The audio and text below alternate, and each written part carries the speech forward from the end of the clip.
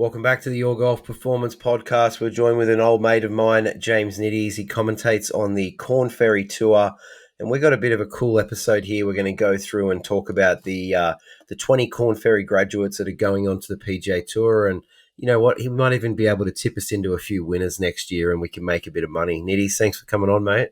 Mate, Dale, thanks so much for giving a shout out in Australia to the Korn Ferry Tour. I don't know if there's any podcaster in Australia that dials down on the feeder tour to the PGA Tour. So happy to be here, mate. Always happy to have a chat with you. It's good. We obviously go back to junior golf days, and it's cool turning on the TV and hearing your voice. The commentating skills are getting better and better each week, mate. So you should be proud of yourself.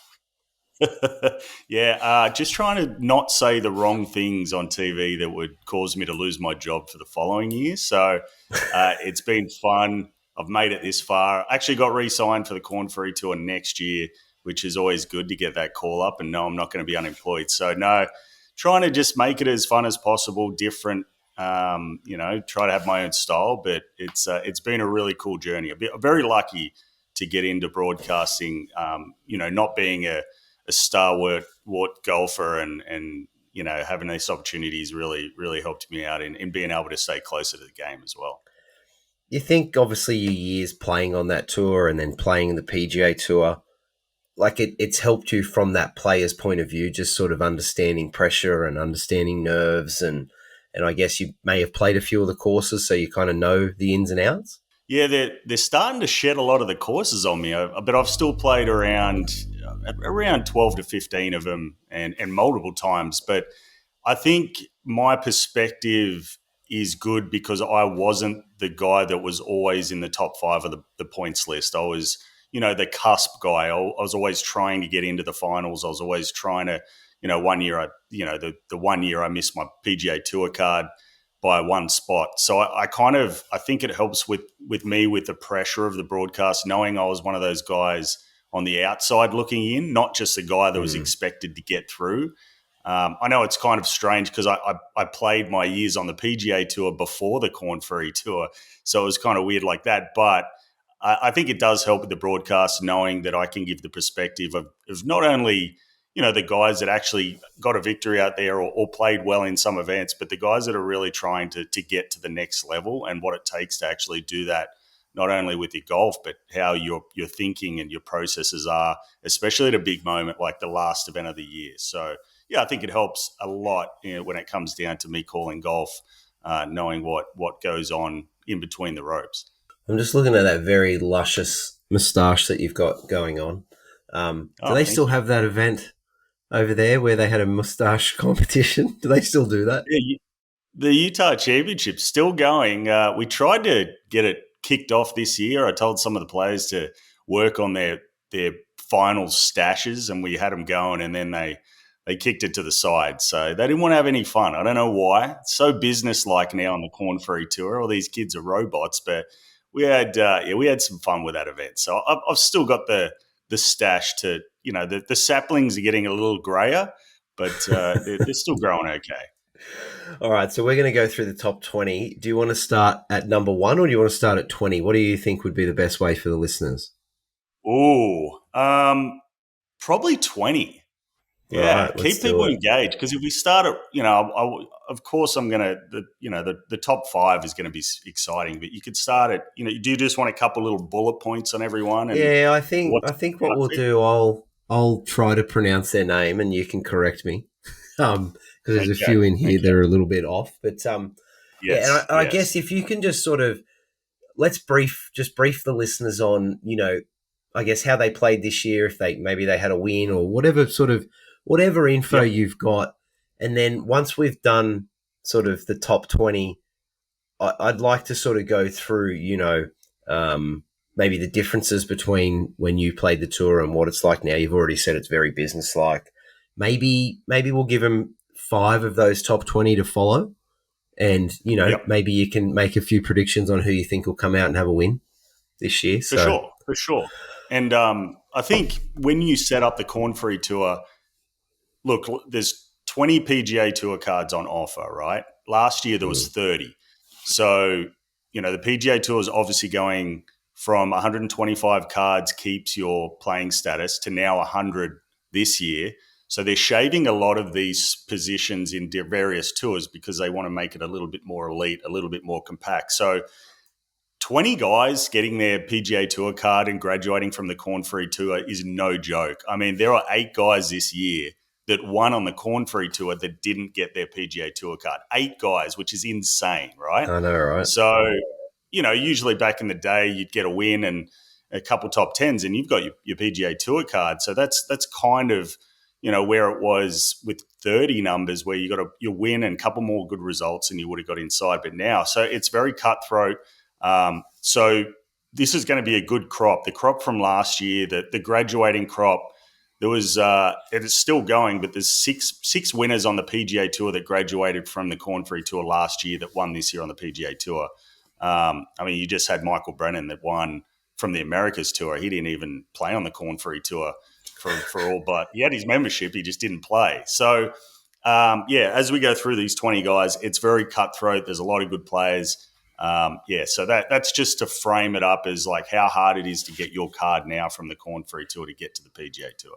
I remember like obviously our friend Ewan Porter back in 2008, he won on the Korn Ferry and didn't get his PGA Tour card. And it was kind of like that people were a bit shocked back then. And now you're saying there was 8 people in that boat now.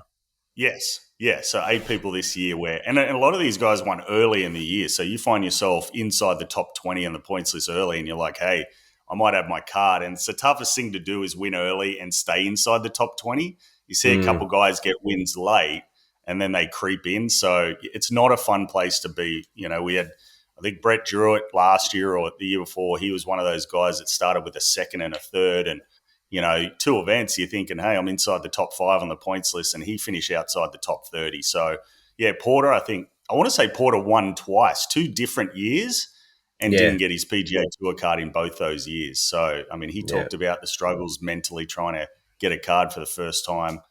I said it before. I missed a tee time at my second last event when I was running second.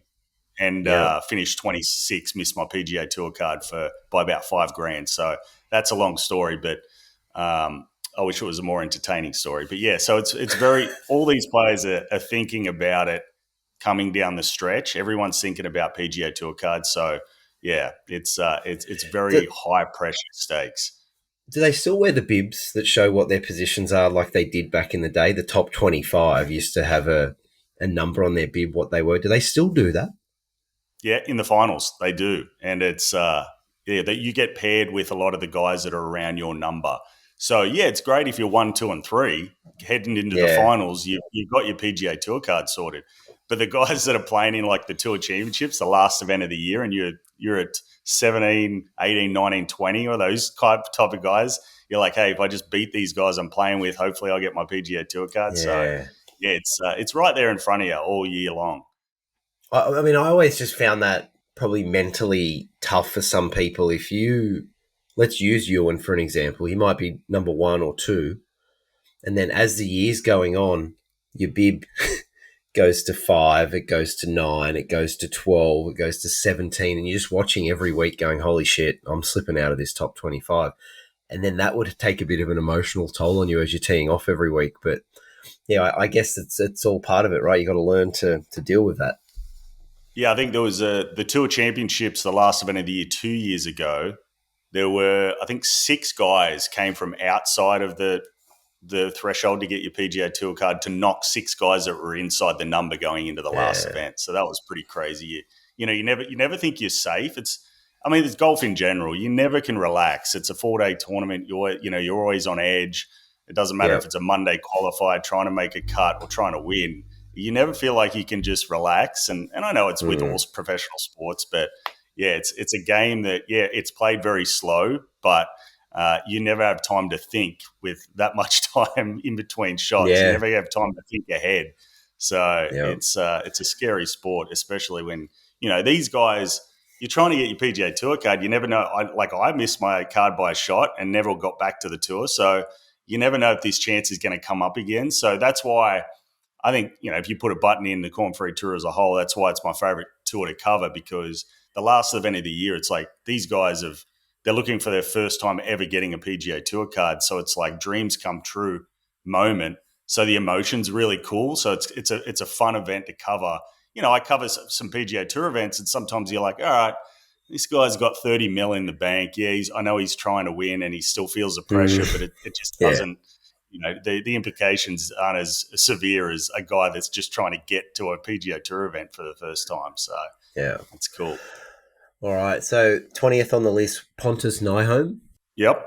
You got that right. Good guess. There we go. The big Swede. Actually, Pontus travels with a lot of the Aussies. I think Curtis Luck and even Dimi Papadopoulos, Ryan Ruffles, a lot of those guys, they all lived together for a while. But he's a kid. It came down to the Korn Ferry Tour Championships where he was like the one guy in, one guy out, where it came down pretty much to the last putt of the last group. He needed a guy to win the event because he didn't play well. He needed a guy to win the Tour Championships that had already had their PGA Tour card locked up. And if that happened, then he would have got his PGA Tour card. And then there was another guy in the last group, Baron Botha, South African, great player. He was like 40th on the points list coming into the Tour Champs. So he needed to win to overtake and get inside the top 30. And it came down to the last hole. It was a 2-shot difference between Blanchet and Baron Botha. So Pontus said he was at home just chowing down burgers, 7 coffees, just watching, just churning for Blanchet. So Blanchet got it done in the end, won by 2 or 3 shots. So that got Pontus to get his card. And then just to run through, he had a win this year. Didn't play well the last 4 or 5 events, said he was feeling the pressure of staying inside the top 30. But I think he's a guy that will play better than a lot of the other graduates that got their card. Hits at miles, great iron player, great wedge player, good putter. So does everything very well, just doesn't get the most out of his rounds always. So a little bit of when he gets to the tour, it'll be about how quickly he can work out the mental side of it and put rounds together. And I think he has a better game for the PGA Tour than the Korn Ferry Tour. So, yeah, exciting player. Yeah, okay. All right. Sudarshan Yellow something. That's Yellow Mirage. I was that's like, over to you. If you got that one right, I would have been very impressed. Yeah. Indian-born, Canadian living player. Family couldn't afford to send him to college, so he just turned pro. So he was like, all right, well, if I can't get a college scholarship, I'm just going to turn pro and try to make money. Spent a year or two on the PGA Americas, which is like Canada and Latin America, the feeder tour for the Korn Ferry Tour. Comes out, second event of the year. He hasn't won anything. And he's in the final group.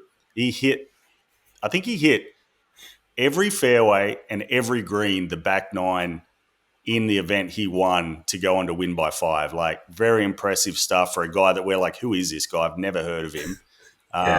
Now, on the flip side, he misses a lot of cuts. So he's a Katy Perry of the Korn Ferry Tour. He's either hot or he's cold. Because when he makes cuts, he is like a 30% hit rate of him being inside the top 5. But he also misses half of his cuts. So he's one of those interesting players that if he gets hot, I could see him having like a second at the Sony Open or like a couple top 3 finishes, but also could miss a lot of cuts. So we'll see how comfortable. He also interviews like a deer in headlights. Like, it looks like he's very nervous, but plays confident. So it's like a contrast like that. We're welcoming a new partner to the Your Golf Performance podcast. This will be a performance analytics partner, Circles, or Draw More Circles as you may know them, the ultimate tool for tracking your golf progress. Whether you're a junior golfer, college player or coach, the everyday club golfer, or a golf professional, Draw More Circles allows you to easily track and analyze your performance like never before. With their innovative performance analytics, you get insights into your game that go far beyond just the scorecard. From strokes gain metrics to detailed reports on every aspect of your play, you can pinpoint exactly where to focus your practice to improve faster. One of the best features that I've found with Circles is the course management tool, which will take your physical data to help you navigate around the course smarter. They're actually taking your stats that you've entered into the system and helping you strategically play a better game of golf. Plus, it's perfect for coaches who want to keep track of their players' development and offer data-driven advice. If you can't measure it, you're guessing. The best part is that as you are one of my listeners, you'll get exclusive access to their services through our partnership. These prices are too hot to mention, and I'll need you to email me. My email address is brentdalegolf@gmail.com, or feel free to message me on Instagram at brentdalegolf. We welcome Circles to the team. All right, number 18, Zisheng Dao? Do? Yeah, so they call him Marty Doe, so it's like his Chinese name's Zisheng, but yeah, they call him Marty. Played a couple. He's won a ton on the Korn Ferry Tour. Underrated player, like because you look at him and you're like he's not big in stature and not very outspoken, but hits at a mile. Played a couple seasons on the PGA Tour and he's won 3 times now on the Korn Ferry Tour. So yeah, he wasn't a bad PGA Tour player, but he was a guy that played himself out of the final, outside of the top 30 into just in the finals, like played great. So that's what you want to see, the guys that step up at the end of the year at the toughest courses to get their cards. So yeah, be interesting to see now he's spent some time on tour, how he goes back there. Does he just float back and forth between the PGA Tour and the Korn Ferry? No, he got his card off the Korn Ferry very quickly, spent 2 years out on the PGA Tour, but yeah, didn't really do anything great.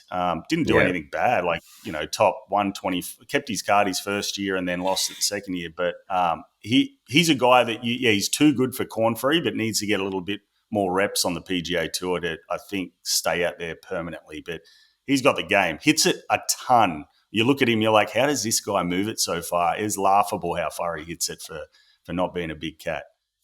Yeah. When you said it was Marty, I went, okay, I remember that guy. I think he played like PGA Tour China years and years ago, probably 10 years ago when I had a guy that I was coaching who was playing on it. So there you go.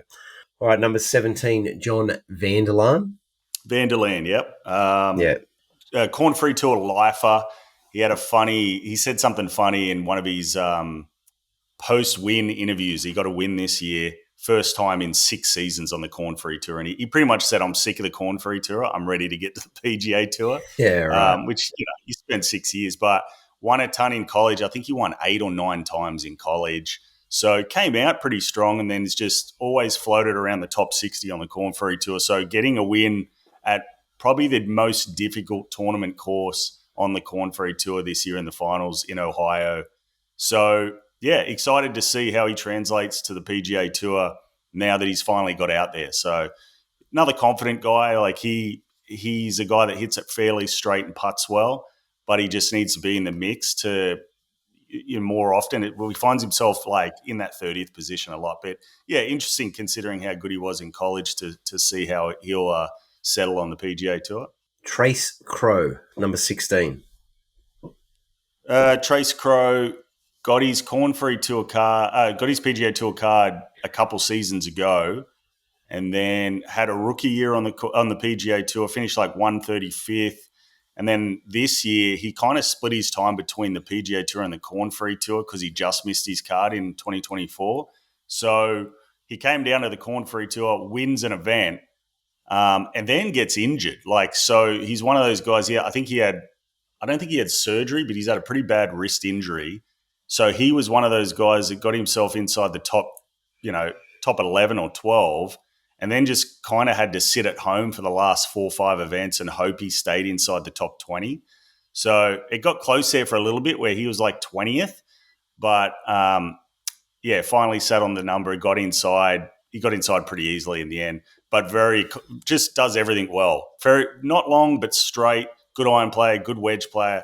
Like a guy that he'd fly under the radar a lot because, he doesn't do anything that stands out on the page. But yeah, he could be a guy that could keep his card on tour for a lot of years. When you say, he got a win and then sort of had to sit back and wait and watch, what do you mean by that? Like, was he not playing the Korn Ferry events, or was he because I know you said he was playing some PGA Tour or... So he got his win on the Korn Ferry Tour and shot up to 8th on the points list, right? And that was pretty early in the year.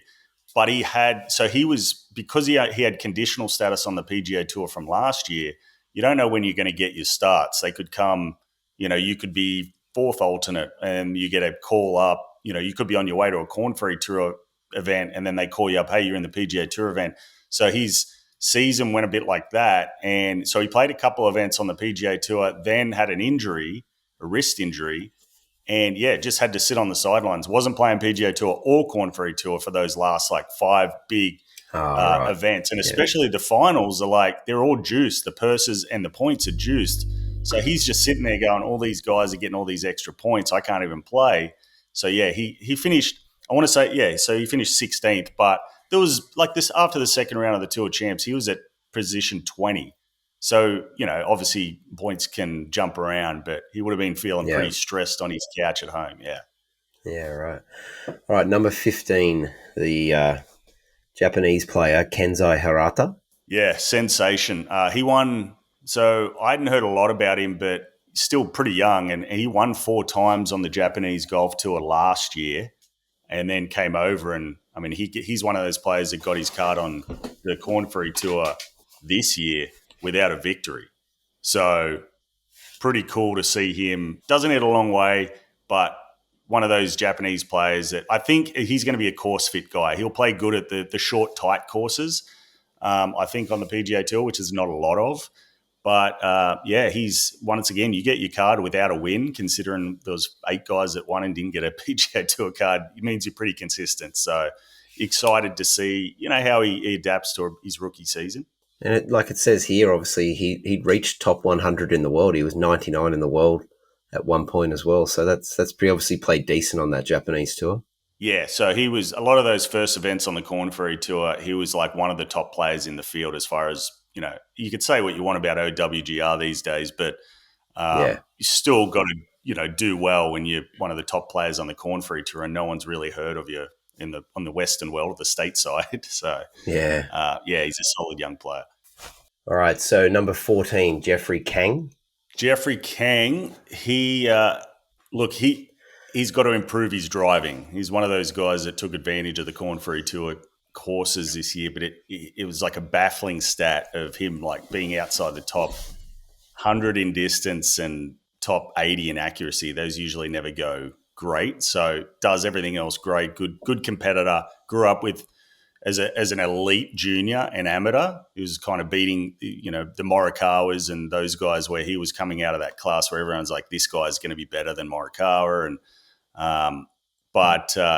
he talks about how seeing all those guys go to the PGA Tour and compete, and he's kind of been, playing a lot on PGA Tour China. Then he went doing a lot of mini tour stuff in Americas, and then finally gets his card through Korn Ferry Tour. So, but to make birdies in bunches, I think there was in a tournament where he made 8 in a row this year, and he's played well in a lot of last rounds to have, decent results. So, with another guy without a win that is able to, go ahead and do those type of things and really solidified playing well. So, it'd be interesting to see if he gets out there and, because he's a little longer in the tooth than these young guys, but be interesting to see how he plays early on the PGA Tour. Must be hard. Like I'm just seeing here, he obviously played at University of Southern California, but like as a junior, he was on that AJGA, junior All-America first team with Cantlay, Emiliano Grillo, Jordan Spieth. It must be really hard when kids play in teams like that, or even like state teams here where, I've referenced this before, like Peter Hayhoe, right? Mm-hmm. Good mate of mine, good mate of yours. The state team that he was in, yourself, Porter, Pricey, like everyone kind of went on and played like tours around the world and he didn't. And it must be a mental thing where you start going, hang on, like I could compete with these guys, and now all of a sudden, bang, they're off playing overseas and here I am playing a Pro-Am at Whoop Whoop. Like it must play on, like, I know that's different comparing Hayhoe to this guy, right? But it's still got to be the same kind of doubt that you put in your head. Like, how come I could compete with these guys 5 years ago and now I, haven't been able to like go to the lengths that they've gone to? Yeah, and it's the extended time of not getting it done. So every year that passes and you're like, and there's a new wave of kids that come through and you're like, I played with them. How am I not there? And why isn't it happening to me? And yeah, when Kang talks about obviously those teams, and then I say competing against Morikawa. He talks about Xander, obviously a couple of California boys there. And he's like, I was beating these guys daily. Like it wasn't, I was the guy. So it's almost like if you said, you got a state team back in the day where you were like the number one player, the number one kid, the number one amateur, and then everyone from behind you kind of goes and gets it done. And then you're kind of like, hey, there's 4 or 5 years and I still haven't made it. What's going on here? So it's definitely huge on mindset. And there's always plenty of guys like we talked about, like Mark Leishman, great amateur player, but it wasn't, he wasn't the guy that everyone was like, he's going to go on and, be one of the better golfers out of our class. And, then you get the Michael Sims and like we were talking about before and Kulaks and all that come up. And Kulaks is one that never really made it to the tour. Sim had a lot of injuries, but yeah, there's always a couple guys in the class that you came out of that were probably better than anyone, but then everyone from behind them gets it done. So it's just the way I think it's the way you evolve and the game, progresses and it gets a little more difficult. And if you're a kid that hasn't had any adversity or hasn't dealt with stuff early and it came so easy, it's tough to dig yourself out of that hole and get back to like that number one position. So I've always said it. I love seeing the kids that just go through, a little struggle early in their career. And even if it was like, hey, I was great, then I struggled for a little bit and then I got back. So it could be, a Jeffrey Ken kind of model here. I prefer that than seeing a kid that, kind of coasts for 4 or 5 years in junior and elite amateur and getting into teams and that. So because there's always someone over the other side of the world that's better than you and, outside of 3 or 4 guys on the planet yearly. So it's, it's very interesting when you see those guys that should have went on earlier. All right, number 13, ST Lee. ST Lee, one of my I called him all year the assassin because he's the guy that no one knows of that was just dominating. And look, he didn't get a win, but I think it was up to like 6 or 7 events left. He hadn't missed a cut for the season. He only missed 3 cuts for the season, and he's a guy. He's a 30-year-old Korn Ferry Tour rookie. Played, I think it was 7 or 8 seasons on the KPGA in Korea. He didn't get his first win out there until last year. So he comes on the Korn Ferry Tour and everyone's probably like, who's this guy? Gets his card at Q School, never played, and then just rattles off so many consistent results. And I love he's got a little bit of a language barrier. I think he would have been an epic personality with better English, and I'm sure he'll get better because his mannerisms are just so fun to watch. He has a great time. He's smashing darts out there sometimes. He's almost like an Alpha Barn Rat kind of character where I'm sure he has like fun off the course as well with whatever his hobbies are. And it's cool to see because he lights up a stat sheet. This is a guy that I think he will be no one, he could play very well on a PGA Tour this year. Now, I'm not going to say he's going to go out and win a bunch, but I think he might easily keep his card. He doesn't hit it as far as probably needs to off the tee, but everything else is elite. So, yeah, he's a guy that no one's heard of that could just cruise through and finish 80th on the points list and keep his card very easily. Yeah, okay. 21 cuts that said he made this year. That's pretty good. How many events do they play? Yeah. 26 events. So, I mean, he missed 3 cuts. So he's cashing a check a lot, which is pretty good in professional golf. Yeah. All right, number 12, Pearson Coody. Coody, unbelievable player. If you haven't heard of him yet, you don't watch a lot of golf. Good pedigree. Charles Coody, his grandfather was a very good player. Pearson came out, he was number 1 in PGA Tour University the year before that got you a PGA Tour card. So PGA Tour University is a year-long university ranking they're doing now where the top 10 will get Korn Ferry Tour status and the number 1 player gets a PGA Tour card. So Ludwig Oberg, he was one of the guys that got that PGA Tour card through number 1. So Coody had to go to the Korn Ferry Tour, even though he finished first.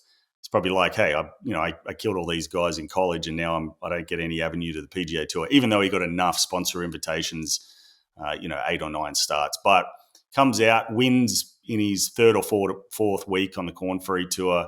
I think, once again, when you get that exemption, you only get about 12, 13 starts. So he was one of those guys that missed his PGA Tour card out of PGA Tour University by 2 spots. So crushing there, considering he'd already competed pretty good on the PGA Tour with those sponsors' invitation. So then he goes to the Korn Ferry Tour, dominates, like just wins twice, has a great season, gets his card easy. Then PGA Tour last year, had a pretty decent season as a rookie on the PGA Tour, first full season. Just missed his card. So I want to say he finished like 135th or something on the FedEx Cup for something around there. So he was another one of those guys that was going to split time between PGA Tour and Korn Ferry Tour this year. And I think within 7 events on the Korn Ferry Tour, he secured his PGA Tour card. So, and that was without a win. So he didn't win this year, but through 7 events, he'd had like a couple seconds, a third, something crazy, and he'd be like, okay, I've got my PGA Tour card. Then he went back to the PGA Tour. I think he had a second or a third at the 3M Open. So, yeah, he's a guy, if you're going to ask me some of those questions, like who's the guy that you think is going to stand out? He's going to be one of those guys next year that I wouldn't be surprised if he won once or twice. Like, so he's just next level. When you look at him, you're like, okay, this guy doesn't belong on the Korn Ferry Tour. So very, very good prospect. I think he'll, he just gets a little on himself, a little in a way where he gets a little tense under pressure. So I think if you could find a way to, woosah and relax a little bit in big moments, it looks like he's having a terrible time when he's in contention, but he does, too much well. So yeah, Cootie's an awesome player. And he had a twin brother that played on the Korn Ferry Tour as well, right? Like a few years back. Is he still? What's his brother doing these days? His brother's out with an injury. So actually they both got their PGA Tour card the same year, which I think there's only been 3 sets of, although they were the second set of twins that had ever had PGA Tour card. I think Curtis and Alan Strange were a long time ago. You've got the Højgaards that are this year, but last year they were the second set of twins. So it's funny. They're identical twins. In college, they did a relay race, and they're both competitive, and they're in the same race, and they both ran through the finish line into a barrier and broke a bone in their arm in the exact same position. So it's a weird part of their elbow or something, or the wrist. They both broke that. So actually Parker's out. I think it's hammock bone or something like it's, someone's going to kill me for butchering that. But both of them, I think, have had a surgery to fix that bone. It might be in the wrist, yeah. And Parker's out with it right now. Hasn't played much at all in 2024 because he got that surgery done. So he's going to be either on Korn Ferry. He'll probably be Korn Ferry Tour next year, Parker. But that's his twin brother. Also a great player. Hey, listeners, I just wanted to give a big shout out to one of our amazing partners, True Protein. They've been with me for a while now, and honestly, I can't speak highly enough about them. For years, I struggled to find a protein powder that didn't make me feel sick. Most brands would often make my stomach feel upset, and I'd just truly given up. But ever since I started using True Protein, it's completely changed. Their products make me feel great. I've never had that heavy or queasy feeling I used to get with the other brands. I'm absolutely obsessed with the choc peanut butter flavor that I've been putting in my protein shakes with a banana and some ice and some almond milk. Absolute game changer. It's become my pretty much everyday go-to. And also the other thing that I'm sort of having probably too often is their collagen hot chocolate. Every morning, I just mix it in with some hot water, and it's like 12 grams of protein for about 80 calories. So you can't go wrong. Plus, their protein bars are perfect for snacking on the course or during lessons. They keep me fueled without the crash. True Protein is an Aussie-made brand that uses clean, high-quality ingredients with no weird fillers or artificial junk. That's a huge deal for me because those fake sweeteners is what I've always struggled with, and they'd all set me off. So with our partnership, you can get a $25 off your first order as a new customer. Just use the code TRUEYGP at checkout. That's TRUEYGP. I'm proud to partner with True Protein because they've genuinely made a difference for me, and I know they'll do the same for you. All right, number 11, Zach Boshu. Did I get that right? So you got that right. Nice. Just like you said with Jeffrey Kang, Boshu grew up on that Oklahoma Cowboy team with Victor Hovland, good buddies with Hovland. Boshu was one of those players. I think Matt Wolf was on that team, Austin Eckroat, and then Hovland. And then so you look at a guy like Boshu was one of those guys where, I mean, he had no status last year. He had conditional status on the Korn Ferry. He was playing tournaments in Asia. This is a guy that was like, hey, I played with these guys back in the day and I was really good and it's taken me this long. Like we're talking 8 years ago.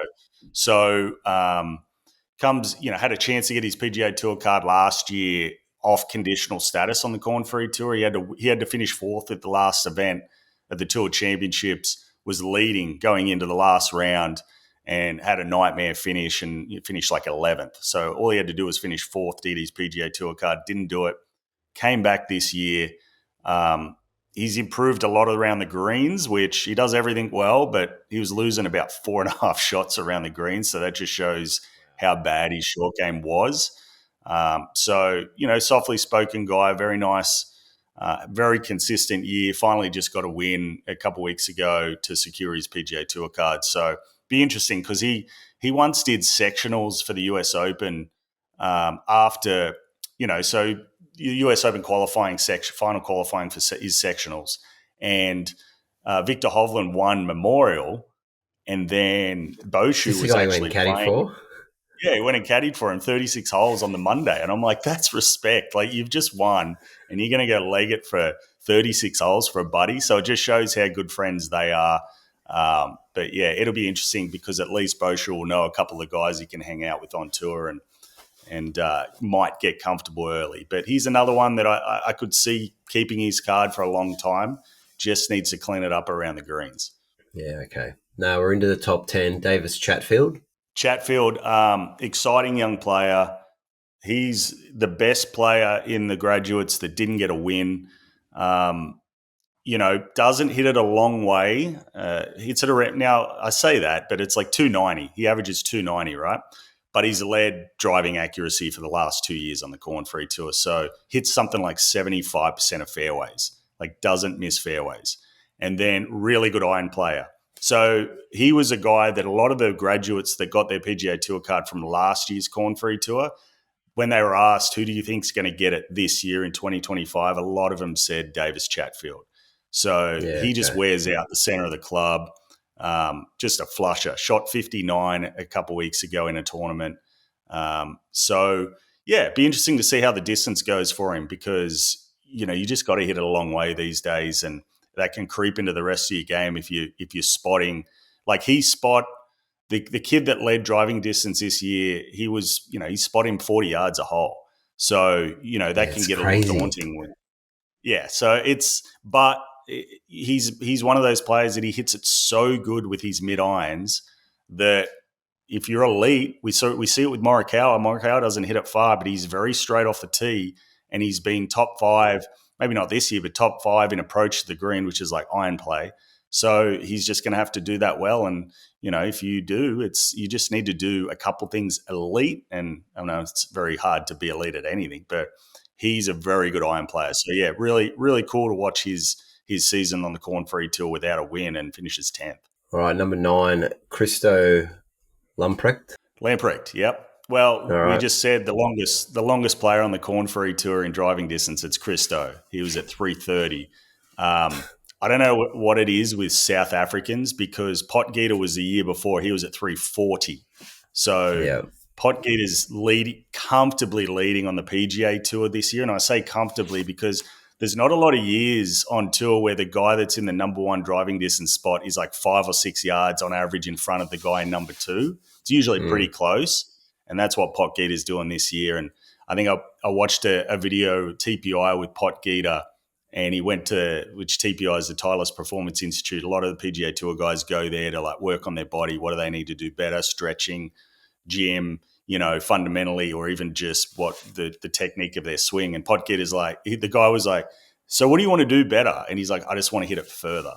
And he's like, well, you're leading. Already... So, and I don't know what it is with South Africans because Wilco Neymar is like longest in the world too. He's South African over on the DP World Tour. So Christo, 6'8", he swings kind of weird to say the least. He stalls out at the bottom. Like, he doesn't use the ground well for a guy that hits it as far as he does. But when you stand at 6'8", I mean, he's the shortest in his family. I think his dad was 6'10", grandfather was like 7'2". Plays his irons his irons are only an inch over standard. And his driver is it's his driver that's only an inch over standard. His irons are, I think, 2 inches over standard. But yeah, very funky action, but stellar player. Like, bit better around the greens than Potgieter was. He's already been in contention on the DP World Tour. He won on the Korn Ferry Tour. I think he won the Open Amateur. He was leading the Open Championship through round 1 a couple of years ago. So very interesting to see. I think he'll be a course fit guy. He'll play well at some of the long courses, but a little inconsistent, but just going to be fun to watch him. Yeah. Yeah. Now that you've said it, I went to YouTube and I'm looking at his swing. And did you just say he's the guy that led the British Open a few years back, right?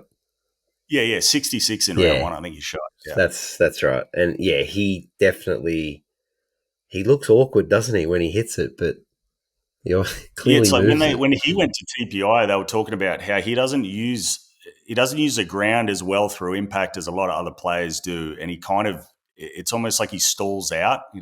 His hips don't rotate as quick as everyone else does, and obviously you're that tall, like he's got to protect his spine with that force. So it's funny. I watched him at Q School last year. We drove up on a tee, and he hit a cold top at like 30 yards off the tee in Q School. And I'm like, wow, was that us? Did we put him off there? Because he's got to get so far down to the ball. Like, you see, it's almost like he's jumping.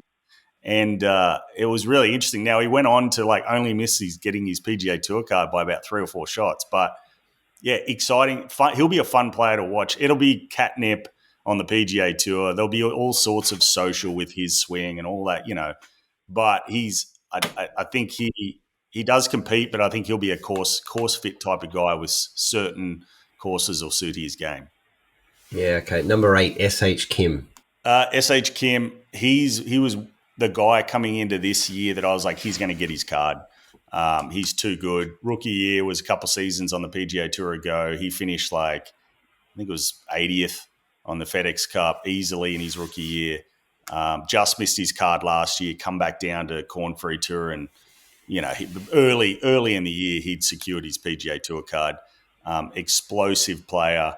He's one of those confident Koreans, like very, very fun to watch his game because he's very aggressive, but does everything well, knows how to compete under pressure.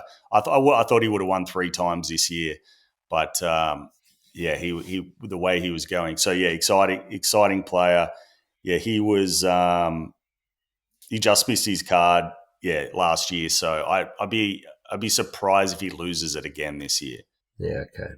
All right, this one I'm probably going to struggle. Number 7, Adrian Dumont Deschamps.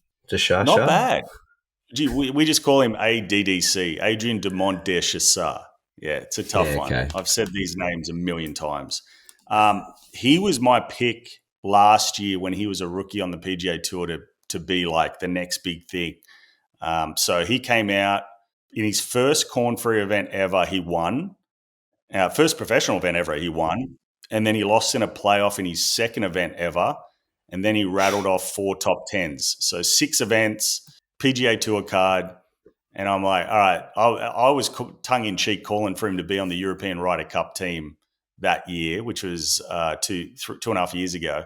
So gets onto the PGA Tour and doesn't play great and never really knew why. He started to get a little bit more comfortable at the end of the year, but talked about how he had a wrist injury early 2024, so he had to change his grip to alleviate some of that pressure on the downswing. And he said he just didn't know where his misses were, didn't know where his bad shots were going to be. The flight changed. So that made so much sense, because once he started to get comfortable, he started to play like we all thought he was going to play, because he's a big Belgian. He was a guy that walked down the range as a rookie on the Korn Ferry Tour, and a lot of the veterans would turn around and look at him because the way he swang it, the sound. So I think he's going to be very good on the PGA Tour. He just got a victory a couple of weeks ago in the finals to secure his Korn Ferry Tour card, but he was another guy splitting time a little bit early. But yeah, he's only been pro 2.5 years, and he's already done a bunch on the Korn Ferry, 2 wins on the Korn Ferry Tour, and started to get comfortable on the PGA Tour. But yeah, he's a guy that I expected to be one of the better players last year. So be interesting to see if he's a little bit more comfortable, especially for the start of the next year's season on the PGA Tour. And I guess, like, from a coaching point of view, when you're saying he had a wrist injury and he had to make changes to his grip, so I guess for the listeners, like, if you've played golf a certain way your whole life and you see a ball flight a certain way, let's just say you're a fader or you're a drawer, you then see golf courses certain ways. And if you've made a grip change and the ball flight changes, yes, you're pain-free in your wrists or whatever, but the ball flight changes, all of a sudden you've got to start looking at golf courses different ways, right, James? Like if you've played a left to right your whole life and then all of a sudden now you're doing it the opposite, you just see holes differently. So he's probably had to adjust to stuff like that, right?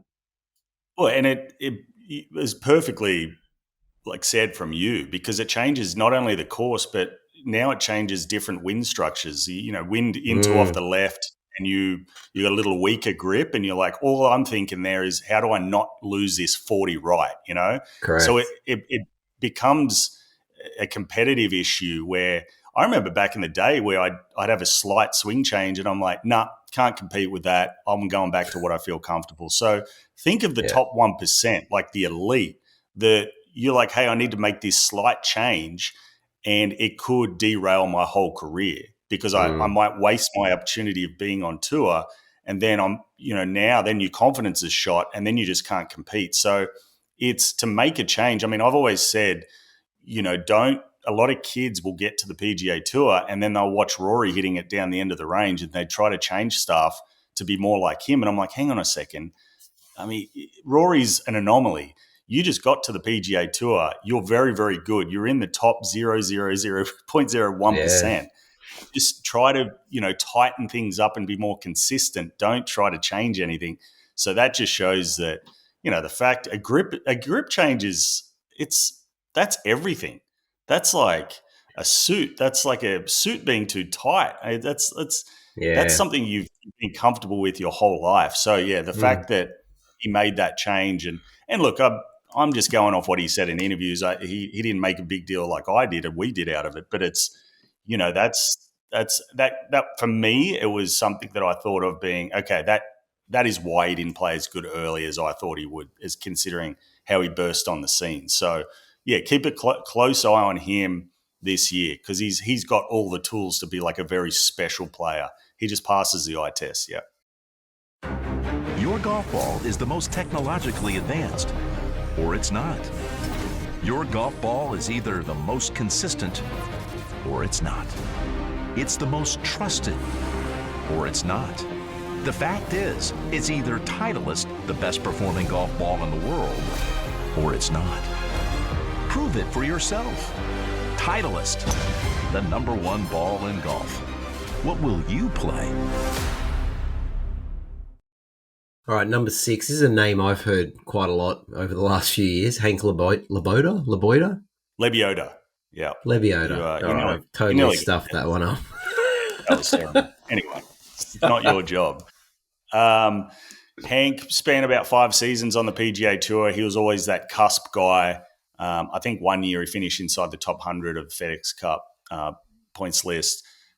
Dropped down to the Korn Ferry Tour, but hadn't been. He's only ever spent 1 season on the Korn Ferry Tour prior, and he got his PGA Tour card. So, you get down to the Korn Ferry Tour and you got all these young punks running around with all these high swing speeds, and he's this journeyman that's, got a family, and now he's got to prove himself down here on the Korn Ferry Tour. Sometimes it's a daunting place to be. Like, Max Homa was a guy that had his PGA Tour card, dropped down to the Korn Ferry Tour and battled, and it was spent a couple seasons, and it come down to him 9 holes for him to lose. He was nearly lost his Korn Ferry Tour card. Then he goes back to the tour and turns it into a world-class career. So Lebioda was one of those guys that was like, okay, easy to get stuck on the Korn Ferry Tour. So this was his second year, actually. So last year, he was the last guy to keep his status. So he finished 75th on the Korn Ferry Tour points list, then come out, wins the first event of the season. We talk about John Vanderland before, who was one of the Korn Ferry Tour graduates this year. He chased him down from, I think it was 5 shots on the back 9. He chased Van der Laan down to win that tournament. And then he finished second in the second event. So you go win second, you're like, okay, I'm one of those guys that I just need to keep it on the tracks here and I'll get my PGA Tour card. So, yeah, he did that. I'll be interested to see, has the game passed him by a little bit, because it's hard being a wily veteran going back to the PGA Tour where you lost your card 2 years ago, and not quite having, the tools of speed or that young hunger of getting your PGA Tour card. So, but hits it great. Like one of you'll play with him and never hits it offline, never seems to miss the center of the club. So it's just going to come down to what between his ears and how hungry he is and how determined he is to keep putting in the work. All right, number 5, Emilio Gonzalez. Interesting. Kid from Mexico, won a bunch in college. I think he won, another kid that won 8 times in college, kicked it around on Latino America Tour, which is now the PGA Americas. Last year, he was on a medical. He had a major medical on the Korn Ferry Tour, so he didn't play a full season. Fired up during the finals, which I thought was pretty impressive. The way he's one. I don't know if I've been throwing this out enough, but he's a guy that you just, when he gets around the lead, he's like a pit bull on a drop taco. He just knows how to play really good golf as a competitor. Like he's almost that guy that wants to be in contention. And there's a fair few kids that they get in contention and they go up a level. They kind of revel in the situation. He's one of those guys. So shot 10 under at Boise, the 5th last event of the season to win in the final round. So That's pretty cool. You go shoot 10 under and you're like, hey, thanks for coming. I'll take the trophy. And then played fairly solid in the finals. So interesting kid. I think he reminds me a little bit of Toasty, who flashed on the PGA Tour a fair bit. When he gets in contention, he's kind of got that fire and wants to be like the guy that upsets the show. So I like that. Need more personality on the PGA Tour, and he was fun to watch. So it'd be interesting to see how he goes with that skill set. When he gets in contention, he plays well. All right, number 4. A few of the listeners have probably no doubt heard of Neil Shipley. Yeah, Shipley. I mean, he's all over social media. Relatable looking guy, Obviously, his friends used to. He seems very popular. Yeah, they give him the nickname "Body by Waffle House" because he loved himself. Waffle. And if no one knows in Oz what Waffle House is, it's like the sketchiest breakfast place in America. But it's actually pretty good. Like I've been to a couple, they're pretty decent. But it's like, you go get in there, eggs and breakfast and bacon or whatever, and it's going to cost you $6 or something. It's, the cooks are right there. It's a diner style. So he said his nutritionist wasn't happy at how much of Waffle House he was consuming. So he put on some kgs. But he's got in the gym, hits at a mile. I think he's the most, out of the rookies, he's the most proven because he played 10 events on the PGA Tour via like sponsors invitations last year, made 8 cuts and had, I think, a couple top 10s. So, he's already proven himself out on tour. That comes out this year on the Korn Ferry Tour. Had conditional status, actually didn't have a full card.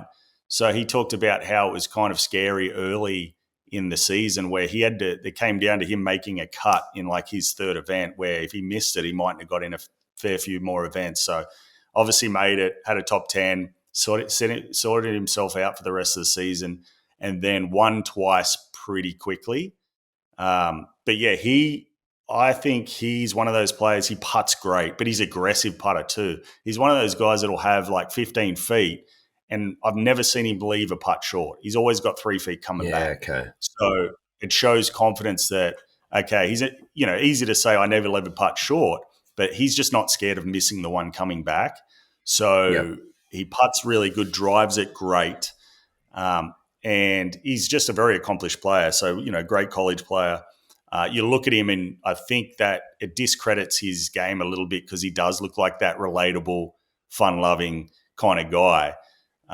But he's pretty tenacious. Another guy that gets pretty heated when he's under pressure. So I'd like to see him relax a little bit, like his personality. Easier said than done. We've all had those moments on the course, but it's I think once he I trust that he's good enough, like on the PGA Tour, and he has that belief. Yeah. I wouldn't be surprised if I think he gets a win this year on the PGA Tour. Yeah. Yeah. I mean, I first watched him in the US Amateur, and he just showed, like, I wouldn't say it was cocky, but he had this real confidence. A lot of those college, younger kids can look that overconfidence. And then obviously he got a start in the Masters, and he was low amateur there, right? And I think the same in the US Open, I believe. One of the other majors, he was low amateur as well. Yeah, you're right. Good call. Yeah, lost to Nick Dunlap in the USM, but then was low am in the Masters and the US Open in the same year. Yeah. I mean, I think there's only one other person that's done that. I think it was either Jack or Arnold, but it was pretty impressive. And once again, yeah, you look at him and you're like, he's not just out there having a good time. He's pretty confident. Like he kind of feels himself a pretty bit out there, which I like it. Like, I'm all for that. We need more guys that not play the villain. He's never going to be the villain because of how nice and funny he is off the course. But we need more villains out there that get in contention and kind of, play a little gamesmanship or act like that they're better than you. And, there's just not enough these days. So, yeah, he's very, very impressive player considering that, he gets that fun-loving image a bit too much. But you'll see him everywhere on socials, and he'll be another Lampcret where you'll know what his cat's name is by the end of the season. All right, number 3, Austin Smotherman. Smotherman, tour journeyman, hits it. So one of the better long iron players I've ever seen, like just hits it so pure, great tempo. He talked about how he lost his PGA Tour card last year. He was always a cusp guy, like around that 125 on the points list every year. Came down to the Korn Ferry Tour. He's another guy that said, hey, I'm not going to play PGA and Korn Ferry. I'm just going to stick to Korn Ferry Tour and really like prove to myself I'm going to get a card this way. Because it's easy to get distracted if you're trying to split your time between tours when you don't know how your schedule is going to turn out for those conditional status guys. You're at the lap of the gods a little bit when you don't know where you're going to play, when you have to fly in, a little bit unprepared. So he was like, you know what, I'm just going to commit to the Korn Ferry Tour, and played well early. Got 2 wins really quickly. Hold an awesome putt at the BMW Charity Pro-Am on the last 40 feet to win the tournament. But yeah, he's really improved his putting and he's improved his attitude. So he was one of those guys that he said that I need to believe that I'm good enough. And sometimes that's just the key. Like these guys that I see and I'm like, how are you not better? And it's through all levels of golf, junior golf, amateur golf, there was always that guy that you looked at and you were like, man, you're so good. It was like, I remember Andrew Buckle was one back for us in early days. I was like, dude, you're a tour player, but I'd always beat him. Anytime I come up against him, I'd get it done always because, I'd had an average swing and just got it done scrappy, and it would always get into his head. And I really don't think he had that true belief. He did get on the tour for a little bit, but it's just that little bit of, you can have that false kind of belief. A lot of guys have, they're confident on the outside, but they don't truly believe it. And then you've got the quietly confident guys. And then, but there'll be a lot of guys that you talk to, they're like, hey man, you're good enough. You've got the game. And they just never, ever got it done. So, but there's a guy that, like we talked about a little bit before, there's a lot of players out there that quite don't have the game, but they have the belief and mindset and they get it done at a high end. So he's one of those guys that turned his attitude around and he looked like a totally different player. So, not being the youngest and now going back to the PGA Tour, I think for his 3rd or 4th season, he's going to be interesting to watch now. He knows that I think he should be there. So wouldn't be surprised if he has a lot of top 10s, like a lot of really good results. And he actually played on the same college team as Bryson DeChambeau and Harry Higgs. So That's pretty cool. Where I live in Dallas, Texas, they were both what they call the SMU Mustangs. So a lot of pedigree. Still plays at Trinity Forest, which is in Dallas, alongside Harry Higgs is there, and I don't think Bryson plays out there anymore. But yeah. All right, number 2, Chandler Blanchet. Blanchet, yeah. I think you were right. I think it might back in the day. I got to ask him this if I ever interview him again. It's like it looks like Blanchet or Blanchett, and I think it just sounds nicer when you say Blanchet. So yeah. Well, I'll let you in on a little secret, right?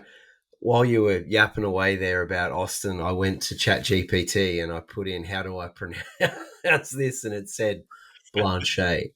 Okay, well, there you go. See, you're smart. You're already using the old internet to your advantage with that assistant ChatGPT. I need to use more ChatGPT myself. But 2-time winner. He won the Korn Ferry Tour championships. He was the guy that Pontus, that finished 20th, was hoping would win, so he would get his card also. One of the best putters I've seen in a long time. Still uses an old school 2-ball. I think one of as a Versa 2-ball. So that's always an indication a guy's a good putter if he's using the same putter that is 7 or 8 years old. Or looks very confident. He's another one of those belief guys that, he had his Korn Ferry Tour card about 5 or 6 seasons ago, lost it, didn't even sniff keeping it, dropped down to PGA Americas, went on a tear, and then got back to the Korn Ferry Tour. And this is his second season back after the hiatus. And this year he just looked like a different player. Obviously, couple wins, proved to himself winning the Tour Championships that he could get it done when he's meant to, because when he was leading in the final round. So doesn't hit it a mile off the tee, but hits it straight. Great iron player, amazing putter. And once again, he was one of the more, as we did the Tour Championships on site. We got to meet a lot of the players. He was one of the guys that just seemed comfortable in the situation. He was almost like, I think he's going to be very, very sneaky on the PGA Tour. So he's another guy that I think he'll be somewhat course fit type of guy, but I think he'll have a lot of good results, like a lot of great results. I'm not going to put a win in his category, but wouldn't be surprised if he did. But I just think he's another guy with his skill set that he's just going to keep his card really easily. Now, it's so hard to keep your card now. So when I say that, I mean you're having a great season on the PGA Tour. Like finishing the top 100 is very, very difficult these days. So it's for a guy to go out in your rookie year, he's not the youngest guys, but I think I'll be interested to watch him play. And aesthetically, he's so much fun to watch play because really good swing and really knows how to put the pedal down. So excited to see him. All right. And number 1, Johnny Kiefer. Kiefer, wow. This kid, it's so easy. Me and Shane Bacon, who I do the Korn Ferry Tour with all year long, we've just been banging on this guy because he's coming off PGA Tour Americas, which was that feeder tour. His scoring average was 66. He 50% of the time in his professional career, 50% of the time he's inside the top 10. So, you wake up and you put your socks on, your shoes on, and you think you're going to get in the top 50. What's he had? 3 wins, 6 runner-up finishes on top of that. He's only played 37 events as a pro, and he is already 53rd in the world. Now, I know whatever you say about the official world golf ranking, it's tripe at the moment, but still doing that, playing a glorified mini tour, which is PGA Tour Americas, and then your first season on the Korn Ferry Tour and you get to 53rd in the world. I don't care if there's another, even if he was top 100 in the old system, it'd be so impressive.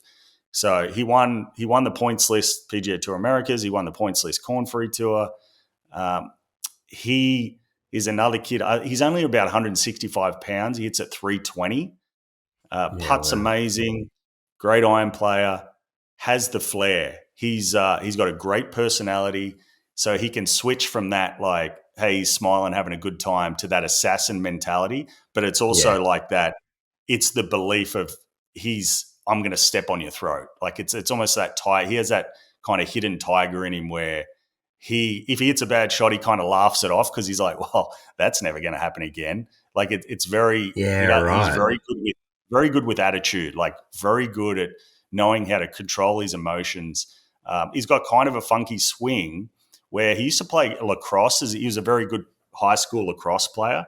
Actually, his dad bribed him with a lacrosse stick if he would take up golf. Like, so his dad was like, hey, just play a little bit more golf.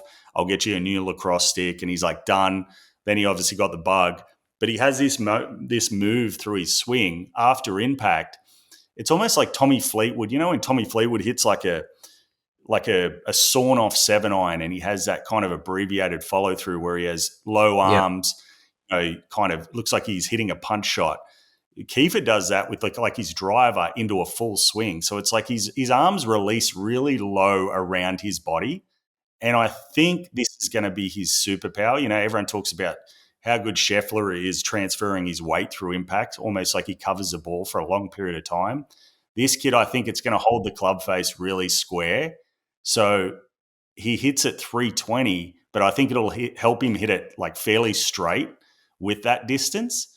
And he does everything else so good that like putts great, great around the greens, all that sort of stuff that he could, outside of comfortability, I think he could have a special year. So like I think he wins definitely, but he could have a special year. So it's just going to come down to how quickly he lets the lights fade a little bit to where he's like, hey, I'm on the PGA Tour and I was in college not even a year ago. You know what I mean? So it's or 2 years ago. So he's and it's easier said, like he won the points list, but the PGA Tour is a different animal. I could give all these guys wins because I'm so biased and I watch them close up. But the courses are so much different from the Korn Ferry Tour to the PGA Tour.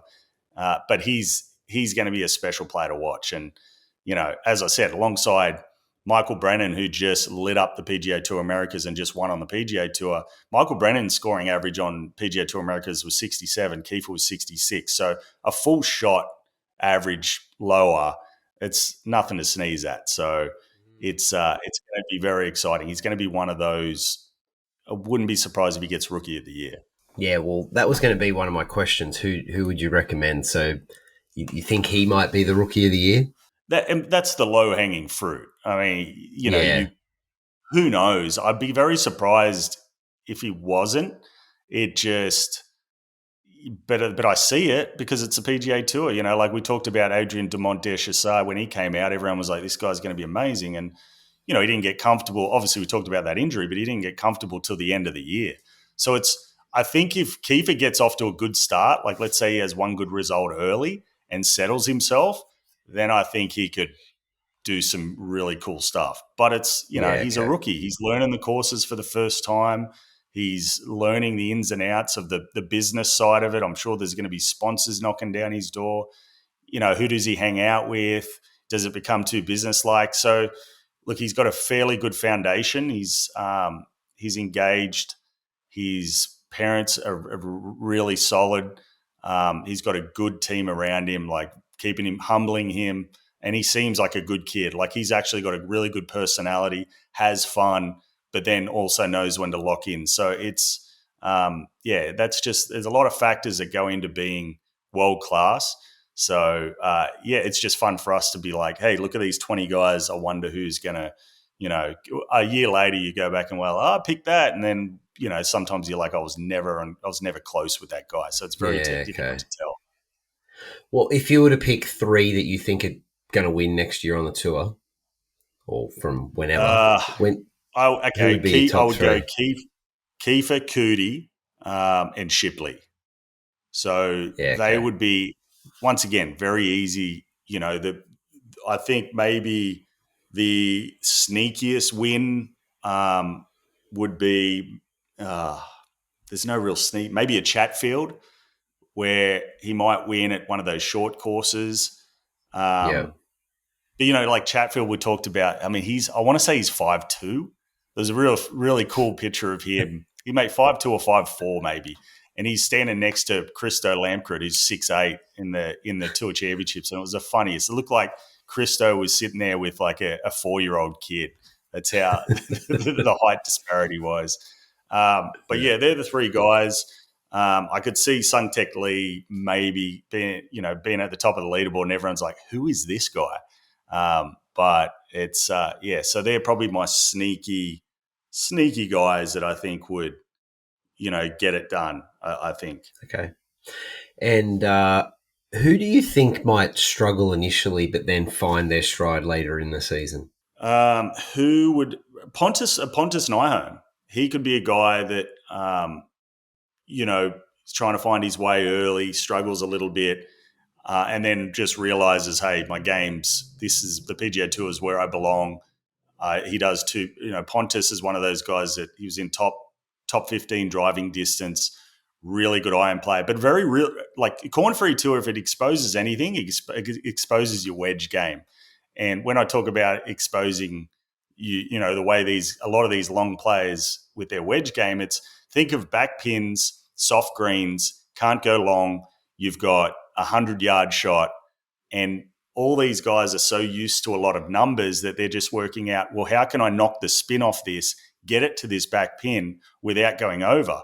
Because you can't just land it on the back edge and hope that it spins back. So Pontus was a guy where I thought he really knew how to play that off pace spin, control his spin shot really well, where he could dial it down with a pitching wedge and skip it forward and stop it a little bit more than a lot of these guys really struggled with, controlling that spin and just settling with 30 feet straight uphill. So he was a guy that I was very impressed with, because, you see trends, and it's hard. We don't have a lot of stats on the Korn Ferry Tour.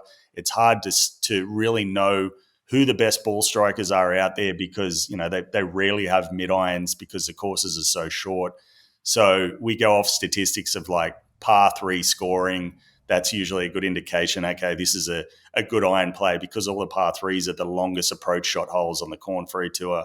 So you usually just go, okay, this guy hits it long, but how does he wedge it? All right, this guy, how does he putt under pressure? So there's a lot of those statistical areas of these guys' game where you have to break it down and see how it's going to equate to the PGA Tour. So, it's a learning experience, but I think Pontus is one of those guys. If he just sorts it out between his ears, because he had a lot of rounds where those rounds where you play where you outclass your playing partners, but they beat you, and it's like, well, I just didn't get everything out of my round. There was a lot of stuff where he made a lot of cuts this year and finished in that 25th position, but easily could have been in the top 5. Just the pressure he puts on himself to play well. So one of those guys, I think he's sneaky, that could, once he gets settled and after the first part of the season, I think he's going to have some good results. All right, and just before we wrap up, how much has that tour changed since you played it? It's less fun, put it that way. It's more business-like, a lot more trackmans out there, a lot less having the occasional beer at the bars, all these plays. And this is, I talk about, not that you need to be out. There's just no release. I remember Dimi Papadopoulos was talking about when he was on there for his rookie year a couple of years back, how there's no release outside of golf. It's all these kids, everyone spends all their time every day at the golf course and then goes home, goes to bed, and then either the gym or the same. There's no camaraderie. There's no way to feel like you're part of a group. It's it's very singular. There's a lot of, everyone's got teams now. It used to be just the PGA Tour where you'd have these entourages of people around their player, and then no one would hang out together. So the Korn Ferry Tour is getting a little bit like that, where we're starting to find guys that are struggling with it mentally. And when I say struggling with it mentally, it's that, you're seeing the younger kids get burnt out so early because all they live, it's almost like a lot of the Asian cultures, the way they train their kids is age 6, they're playing competitive golf up until 30, and then a lot of kids burn out and they don't want to play golf anymore because it's not fun. So something that I've seen is a lot of guys, veterans, and when I say veterans, I'm talking 30-year-olds, that'll drop down to the Korn Ferry Tour and they go see mental coaches, and every one of them is just saying, I need to learn how to play golf like a kid again. I need to enjoy it more because it's become too robotic. And that's what I see with a lot of the younger generation now, that, you know, a lot of these kids are just, they've been made to play one sport. And it's not even just with golf, but it's, you know, kids aren't having fun at a younger age and learning and absorbing, you know, the traits of the game. They're just kind of being forced into block practice, TrackMan, drills. There's no fun. There's no hanging out, competing for a Mars bar or a Coke with your other buddies, parents leaving you at the course for the day, letting you work it out. And if there's one tip that I could give to parents with their kids is, first of all, if they're under the age of 15, let them play multiple sports. Don't just drive them into one. And I know it's going to feel like, hey, no, if he's going to be good, I need him because little Gabby, she's a 6 handicap and she's only 9 years old. And what if my son's not that good?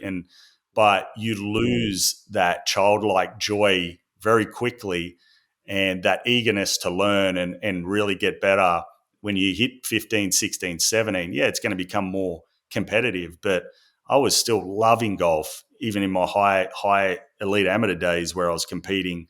And I see it's just gotten so much more robotic and kids have really lost the joy for it.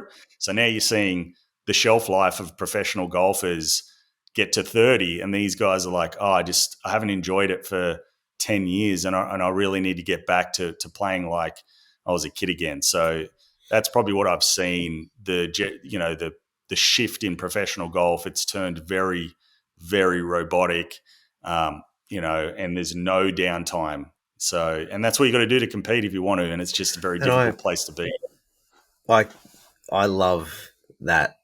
Like, we did an episode, I don't know, probably a year or two ago on this podcast. And, we spoke a lot about chipping comps and, like even when we were juniors, there was always, it's a chipping comp for a couple of bucks or it's a Pro V1 or, it was a Tour Ballada back in the day or whatever. Or you've got to buy a Coke and I don't see it as often these days. I still, with the kids in my program, try to keep it like that where we'll go and play. Do you ever play a game called Poison, the putting game? Oh, yeah. Played Poison. It was like Poison or Killer. Yeah. Yeah. It was a great so game. Like we that would get played weekly in my junior program with a certain group of kids that train a couple of days a week. And I just think it's so important for kids to not lose that. And every tour player that I've spoken to on here, a lot of them will talk about, especially the Aussie tour players, they'll talk about growing up at a golf club and their friends and how it was always just chipping comps and playing holes and this and that. And then they get on tour and it's unlimited range balls and they get out there and it's like, he's hitting a shitload of balls, so I need to hit a shitload of balls. And they start to lose touch with what they found joy with. What really, truly worries me is what does 10 or 15 years look like from now with all those kids that are 12 right now that aren't allowed to have fun and have chipping comps with their friends because mum and dad are just hovering over them, making sure that their swing plane's correct on a 12-yard chip, right? They're not getting the same excitement that we had. So that's what you're saying. At 30, they're done. Or at 25 or 20, they're done because they're not having the fun that we had. And that's the thing. They mightn't even make it. There's plenty of kids that I knew growing up that had beautiful swings that lived at the golf course and never made it. And I'm talking fundamentally perfect swings and never made it. And what I see is, and you just said it perfectly, it's not the gambling that you want the kids to get in. It's a competition. What I would say early on is have competition and really tell your kid that, I wish you learn the most in losses and you learn the most competing. So the fact that it's a Mars bar, we used to do dollar, you would learn so much about yourself trying to compete against your friends. And it wasn't the fact that, because parents might be scared, I don't want my kid to get into gambling. It's not that. It can be anything, 10 push-ups, whatever. It's learning the most about yourself at a young age under high stress, but fun stress, like a game where you really enjoy. And look, I went to the AIS for a couple of years, touted as one of the best programs in the world for a long time. I mean, Tuesdays we would go out and play $5.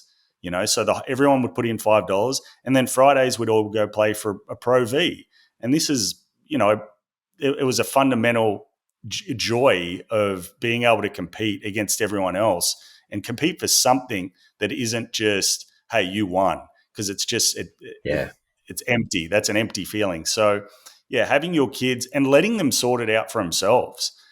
Like once again, like your kid could be one of the best juniors in the world. Doesn't mean he's going to make it. So it's all about the progression of life and how they think about the game. And so, there's just a lot of things that are missing, especially in early development of kids.